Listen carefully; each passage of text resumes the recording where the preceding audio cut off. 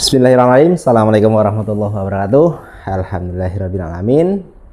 Puji dan syukur kita panjatkan kehadirat Allah Subhanahu wa taala bahwa kita semuanya tetap diberikan kesehatan, diberikan keselamatan, diberikan kemudahan sahabat semuanya. Sahabat, terima kasih tetap setia dengan channel edukasi dan peternakan dan kesehatan hewan Dokter Sapi. Sahabat semuanya,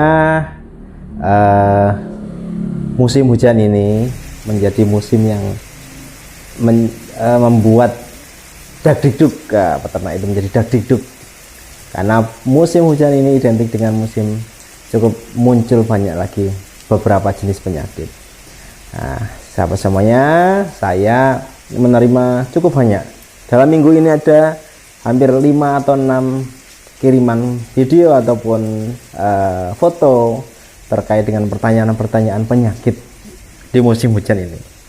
Sahabat, apa saja yang harus kita ketahui untuk pencegahannya, untuk penanganannya beberapa penyakit yang akan timbul di musim penghujan, sahabat semuanya. Di mana musim hujan ini, jika memang curah hujannya cukup tinggi, membuat suasana cuacanya ekstrim, sapi merasa kedinginan, itu menimbulkan daya tahan tubuhnya sapi menjadi turun.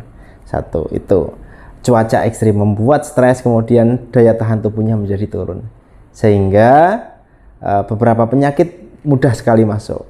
Nah, contoh yang kemarin saya tampilkan adalah septicemia epizootика. Nah, itu karena adanya stres musim hujan, maka muncul penyakit itu. Nah, daya tahan tubuhnya turun, muncul seperti itu. Jadi memang ada penyakit-penyakit yang disebabkan karena memang adanya bakteri yang sifatnya komensal atau bakteri yang normal ada di saluran pernafasan atas, yang secara normal dia ada di dalam tubuh ketika dia sehat, tetapi ketika dia dalam kondisi turun, dia akan menjadi jahat. Nah, seperti itu. Kemarin septicemia epizootika. Nah, itu cuaca ekstrim menyebabkan stres dan ini menimbulkan penyakit, sahabat semuanya. Nah, kemudian yang kedua, musim hujan ini identik dengan kandang kotor, kandang lembab. Nah, kandang kotor dan kandang lembab ini bisa diidentikan juga dengan beberapa penyakit. Bahwa penyakit-penyakit yang memang dia karier, kemudian menjadi tempat yang nyaman di kandang kotor, di kandang lembab untuk berkembang biaknya bakteri atau virus. Nah, ini yang harus kita jaga-jaga. Jadi kandang lembab, kemudian kandang kotor, ini memicu beberapa penyakit. Salah satunya adalah diare, ya, diare. Atau tadi, jangan-jangan virus PMK, kemudian jangan-jangan Pasteurella mullusida yang SE kemarin, ini munculnya lebih banyak di musim hujan. Karena memang ada kelembaban, dia nyaman sekali di tempat yang kotor. E. coli nyaman sekali di tempat yang kotor, sehingga di tempat yang kotor, di tempat yang lembab, kandang yang kotor, ini menyebabkan penyakit-penyakit ini nyaman kemudian muncul lagi. Nah, hati-hati, ada beberapa isu, ada beberapa realita di lapangan bahwa PMK ada serangan berikutnya. Tahun ini, di bulan-bulan ini pun ada beberapa informasi bahwa terjadi serangan kedua dari PMK. Nah, apakah penyakit ini muncul lagi di musim hujan? Ini harus kita pelajari. Seperti itu, sahabat semuanya. Jadi tadi yang pertama adalah cuaca ekstrim, yang kedua kelembaban dan kandang kotor. Ini harus diantisipasi. Maka antisipasinya, bersihkan kandangnya, buang kelembabannya, seperti itu. Bersihkan kandangnya, jangan sampai kandangnya kotor banget. Itu seperti itu. Bersihkan, semprot, kemudian sanitasi ditingkatkan, baru disinfeksi. Jangan dibalik, kandang kotor walaupun disinfeksi secara dengan anti desinfektan segala macam ketat, tapi kalau kandangnya tetap kotor, otomatis kotoran yang dalam jumlah besar juga tidak akan hilang. Seperti itu, sahabat semuanya.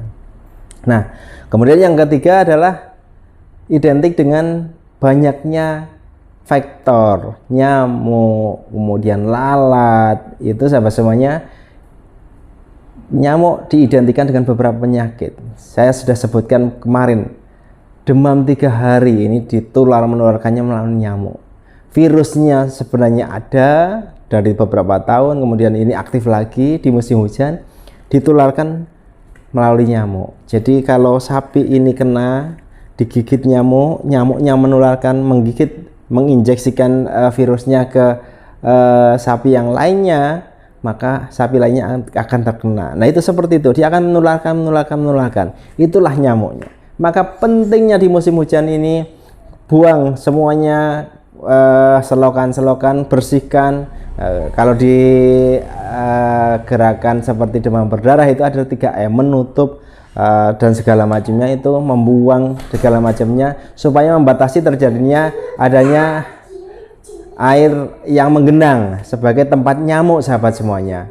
Nah seperti itu penyakit demam 3 hari. Kemudian kemarin beberapa penyakit juga yang disebabkan karena nyamuk, karena lalat, itu ada penyakit di mata dan segala macamnya. Seperti itu sahabat semuanya. Jadi bersihkan tempatnya, bersihkan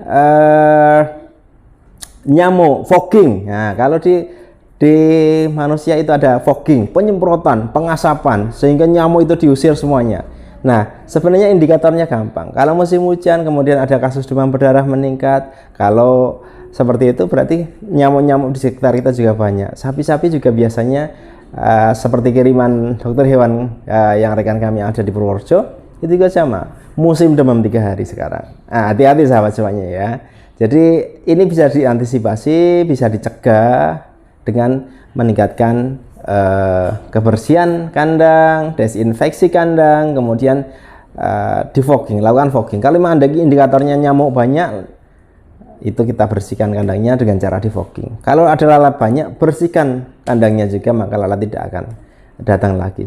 Dimana lalat juga bisa menjadi beberapa penyebab penularan penyakit, sahabat semuanya. Kemudian cuaca tadi, kondisi kandang kotor, lembab, satu lagi tadi kondisi faktor yang meningkat. Yang berikutnya adalah kondisi air minum. Kondisi air minum ini penting banget. Air minum, karena memang di bulan-bulan hujan ini resikonya tercemar oleh bakteri-bakteri atau kuman-kuman seperti E. coli, coliform itu, maka ketika dikonsumsi, diminum sama sapi, sama pedet, itu menjadi faktor risiko tinggi penyebab diare. Nah ini diare sahabat semuanya. Seminggu ini saya juga mendapatkan 2 kiriman video, yang satu dari Kulon Progo, yang satu semalam dari Jombang. Ini salah satunya penyebabnya karena air minum, salah satunya yang diduga. Nah, seperti itu. Diare yang parah, diare yang karena air minum, karena E. coli, kemudian karena koksidia, karena cacing. Nah sehingga apa yang di Kulon Progo ini menjadi diare darah, maka harus diobati dengan trimetoprim sulfan dan segala macamnya. Tetapi sesungguhnya bisa dicegah, bisa dijaga. Kalau air minumnya terkontaminasi, diuji di lab, kandungan E. coli dan coliformnya tinggi, ya udah, maka harus bisa kita lakukan klorinasi. Bersihkan dulu, salah satu dengan klorinasi, sahabat semuanya. Itu wajar di sapi ataupun di peternakan ayam, klorinasi itu menjadi wajar untuk membersihkan dari kontaminasi E. coli dan coliform. Nah seperti itu sahabatnya, klorinasi salah satunya. Nah kalau peternaknya bilang, loh Pak, itu air minumnya sama dengan yang saya minum, air minumnya sama dengan yang saya minum, tetapi kalau di sapi kan tidak direbus, tetapi kalau untuk manusianya biasanya kan direbus dulu sehingga lebih bersih kan, seperti itu sahabat semuanya. Itu. Kemudian yang terakhir adalah kalau musim hujan cenderung dengan rumput muda. Nah ini hati-hati rumput muda, karena rumput yang muda satu cenderung proteinnya cukup tinggi, sehingga ketika konsumsi rumput muda dengan protein cukup tinggi, mengunyahnya tidak butuh waktu lama, ini menyebabkan risiko terjadinya asidosis. Kemudian ketika memang di musim-musim hujan ngaritnya kepagian, salah satunya juga menimbulkan risiko penyakit cacing hati atau cacingan dan yang lainnya. Nah, selain asidosis, kecacingan, diare, itu ya efek-efek yang ditimbulkan oleh rumput-rumput muda yang ada di lapangan. Nah, sahabat semuanya, jadi itu cara mengatasinya seperti apa? Ya, berarti kita harus nyari rumput-rumput yang memang tidak terlalu muda. Kemudian ngaritnya agak siangan supaya embunnya turun dulu, tidak berisi telur-telur cacingan seperti itu. Nah, itu sahabat semuanya. Jadi intinya seperti itu. Semua penyakit sebenarnya bisa dicoba untuk cegah dengan cara-cara tersebut tadi. Hati-hati, memang musim hujan menjadi musim recovery-nya penyakit. Yang awalnya di musim kemarau tidak ada, musim hujan bisa jadi muncul lagi seperti itu. Tadi cuaca ekstrim menyebabkan daya tahan tubuh sapi menjadi turun, maka kita perlu kalau memang cuacanya ekstrim kedinginan ya buat perapian-perapian supaya dihangat.